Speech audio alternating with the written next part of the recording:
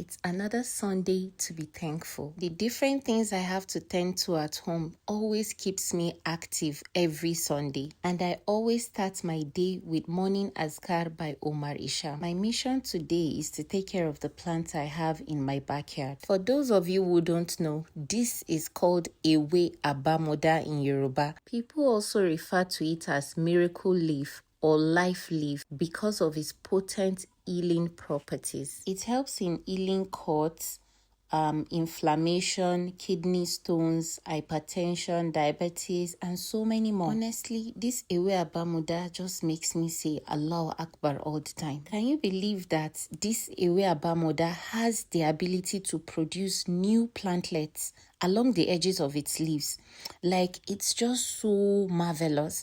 If you cut this leaf and keep it in your house, it stays fresh for days. If you put it in your fridge, it stays fresh for days. I honestly feel fortunate to have this plant in my backyard, and how I consume it is just take it every morning. Of course, I wash it with vinegar, water, and salt if I want to, but you can use water only, it's fine. I wash it and then I eat it raw. Because of how potent and miraculous this leaf is, I always feel guilty anytime I realize that maybe there's weeds and I'm not really taking good care of it like that. So today I decided to remove the weeds and just take care of it. I also cut off some of the ones that had grown out of the tops. You'll honestly be amazed at how far this miracle leaf can grow. Like, it can take over everywhere if not controlled. And because I have excess of it, I always give friends and family that are in need of it. So once you plant it, it just regrows easily. Just make sure you water it and you're good to go. Once I was done with that, I moved on to my bitter leaf. Oh God, this was the point where I realized that I've been a bad girl. I honestly felt bad.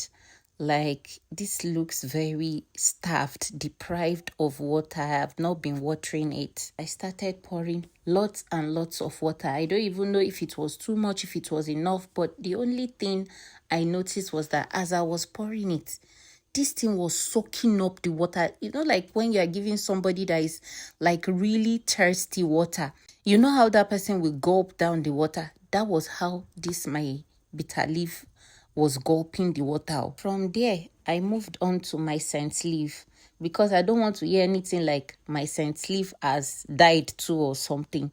This scent leaf is very blessed and is useful for both my household and even my neighbors, because my neighbors will come and cut from it and cook their soup. So I had to water it too. Next up, I moved on to my hospital tufa leaf. It's also called Efoya Nokpaja or tree spinach. I am on a mission to revive them all. I entered the market yesterday and I was fortunate to get some things very cheaply. Like this pepper you can see, I bought it for 1.5. I got this sweet potato for 2,000 naira. Can you believe that? Just when I was about to lose hope on anything plantain, you all know I love plantain, I just tried my best to price this one and I was fortunate to get it for 1,500. And the way I priced this pineapple, the guy did not have a choice but to sell it to me for, I think, 1,200. After all the hard work we did outside, we are eating breakfast late today. So I made something quickly and we had our breakfast. And after having this pasta, we resumed our activities in the house. And then by 4 p.m., I started making preparations for dinner. So I always store my beans in my freezer. I don't know how you preserve yours, but this freezer method has proved very effective for me.